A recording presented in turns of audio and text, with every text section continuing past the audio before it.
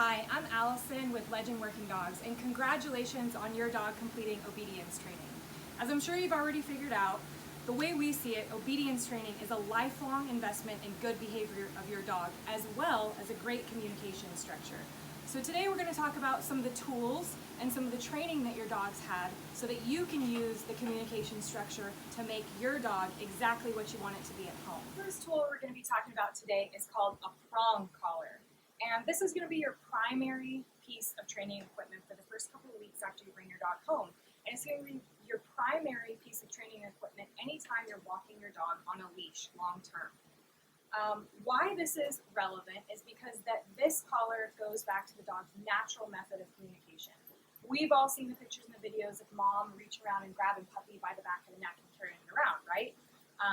So when the puppy does something that's inappropriate and mom needs to provide correction, just like as human parents, if our child commits a small infraction, they get a small punishment.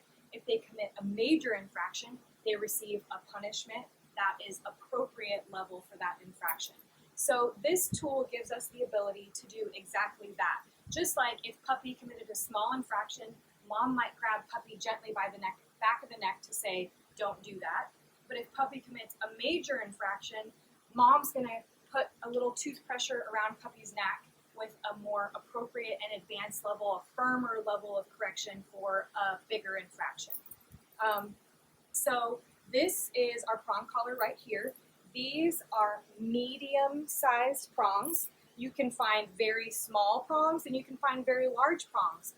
Personally, I'm a fan of your medium-sized prongs. Small prongs, even though you think because it's a smaller collar that it's going to be easier on your dog, more pinch per square inch. So your small prongs are going to provide more pressure. If you find that you have a dog that you struggle to control with on a medium-sized prong, move yourself to a small prong, more pinch per square inch. If you find that you have a sensitive dog, you can move to larger prongs because, again, whenever we get to a larger prong, there's going to be less pinch per square inch. So my preference is a medium-sized prong. If you take a look at the tips of these, they're rounded. They are not sharp. So when I pop this on my own wrist, and I welcome you to do this at home, give myself a correction, this is not painful. It's not uncomfortable. I'm not going to hurt the dog. Again, because the great thing about this collar is I can give a level of correction that matches the infraction. So for a small correction, I might give just a little pop on this. For a large infraction, I may give a hard pull. So when you're trying to decide what size collar you're going to buy, you always want to purchase one that is a little larger than what you think you need, because the way that I'm going to adjust this for my dog is by popping these prongs in and out. They just pop off right here. Sometimes you'll find quick release prong collars that actually have a piece here that you can hook and unhook, and those are great. It's just a different method. I my prong collar to my dog. Good sit. Put it around the dog's neck, and you can see that I'm just popping these together. The way that I can tell if I have a proper fit is I should be able to fit all 4 of my fingers between this collar and the dog's neck. That's how I know that it's loose enough. The way that I know it's not too loose is you see that it's not falling over top of Bacon's flat collar like a necklace. So if I add another link to this prong collar,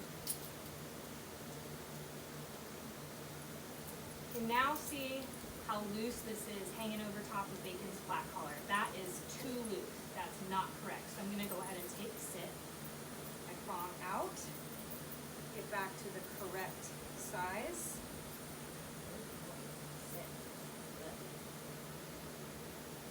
Alright, so here on the collar, you can see I have 2 rings. I have an O-shaped ring right here, and I have a D-shaped ring right here. My leash is always going to clip into the D-shaped ring. Walking my dog on the prong collar or at heel, the dog is always heeling to my left side, and this is relevant for a couple of reasons. Whenever we train hunting dogs, our shotgun shells eject to the right. So if our dog is sitting to the right of us, a shotgun shell is going to go across his view and make it a lot harder for him to look out and mark birds falling from the sky. This is also relevant because even if I'm just walking my pet dog, most of us are right-handed. It would be great if I could put my leash on my left hand and have a dog that's not pulling or lagging behind me, then I have my right hand available to open doors, use my keys on the mailbox, set my groceries down. It leaves my dominant hand free. So for this reason, our dogs always heel on the left side. Whenever I have my dog on the left side, our D-ring, like we talked about earlier, is going to sit directly over my dog's right shoulder. I should be able to see my D-ring at all times. And by being able to see my D-ring, that's how I know that I'm giving the proper correction. Whenever I'm walking my dog, heel, good, sit. Whenever I'm walking my dog on a leash, I should have a J shape in my leash. That's how I know that I have the proper hold on my leash. I don't want to have my arms up. I'm not tense. I'm walking like this because tension feeds down the leash and is going to make my dog nervous. So my arms are relaxed. They move whenever I walk. It's a comfortable position. And I have a nice J shape in my leash. I do not want too big of a J, like this, because that means I have to do a big arm motion to give my dog a correction. I also don't want a straight line in my leash because this is not a trained response, it's a forced response. When my dog is walking on a leash, it has nowhere to go because there's no slack in the line. So I want to have a nice J shape in my leash. When I give a correction looks like a swift tightening and then loosening of the prong collar. And once again, the level of correction that I'm going to give my dog is going to vary based on the infraction that the dog incurred. So if it's the dog is just a little bit ahead of me and I want to give him a correction to come back into heel, I can give a very light pop. If my dog bolted off after a bunny rabbit and almost dragged me to the ground, I can dig my heels in and give a really firm pop. The direction of the correction always comes in the direction that we want the dog's body to move. Let me say that for you again. The direction of the correction always comes in the direction that we want the dog's body to move, okay? So if I want my dog to sit, I'm gonna give an upward pull. This is gonna lift the dog's head and drop the dog's butt. Here, big boy, sit. If I want my dog to go into a down, I'm gonna give a downward correction. This is gonna apply pressure to the back of the neck, and it helps the dog to understand that he should go forward in order to turn that pressure off. Good boy, good. If we're walking at heel and my dog gets ahead of me, I'm gonna give a backward correction to pull the dog back behind me. Good boy, sit. If I want him to call him to me at here, I'm gonna give a directional correction that moves him to me. Good, sit. Good boy.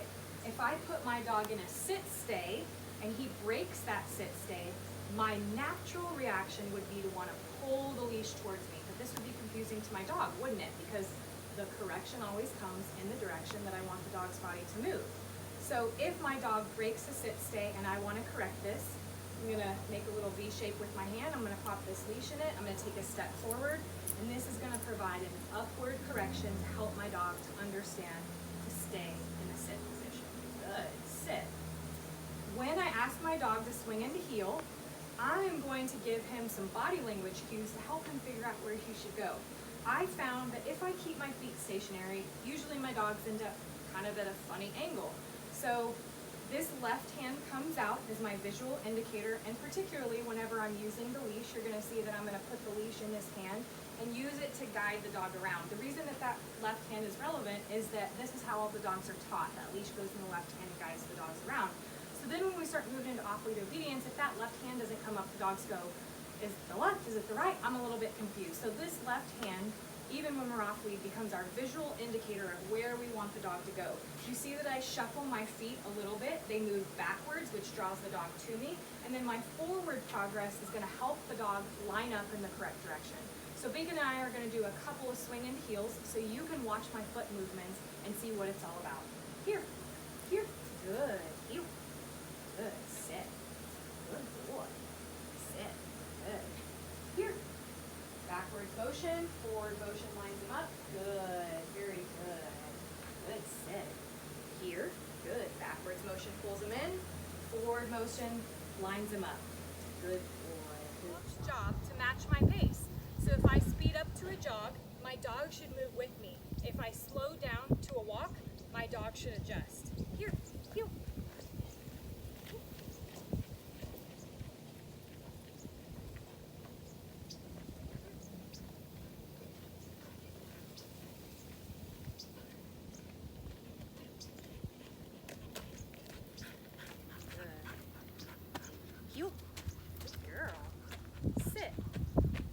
teach a sit command and a down command, but we don't teach a stay command. So when I put my dog in a sit, it's her job to stay there until I ask her to do something different. Sit. Good. Sit. There's nothing wrong with reminding my dog, sit, as I move around her, what my expectation is. Good. Sit. Good. Good. Sit. Down. Down. Good girl.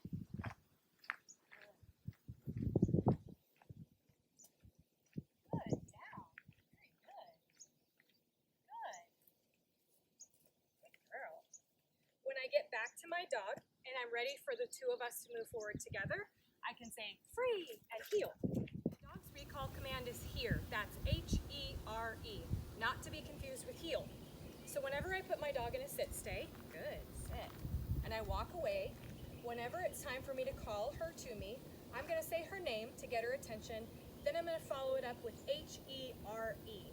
As soon as my dog gets to a couple of steps ahead of me, I'm going to pop out my left hand as that visual indicator to help my dog swing into heel. And remember, I take a couple of steps backward to draw the dog in, and my steps forward help to align the dog's spine to face the correct direction. Ruby, here. Good. Heel. Good. Sit. Good. Sit. Good. Ruby, here. Good. Heel. Sit. It's okay if my dog goes around me to the right. Unless you have a retriever and you really don't like that, you can pick the leash up and pull the dog around to the left. For the most part, it really doesn't matter if my dog chooses to come around me this way or come around me this way, as long as the dog ends up in the correct position. Sit. Good. Ruby, here. Good. Heel. Sit. Good girl. Heel. You'll hear me as I work my dog give a lot of feedback with my voice. It's really important to remember that dogs take 95% of what you say from your voice and body language cues, not the words that you use. So when I'm working my dog, if I'm giving constant feedback, my dog has a better understanding of whether or not they're doing what I want or not. For example, as I walk a heel, good, good, here, good, heel, good girl, sit. If my dog breaks a sit stay, no, sit. I can get a firm tone. Just like we use our prong collar to raise the level of correction based on the infraction, we use our tone to let our dog know the level of infraction that they've committed.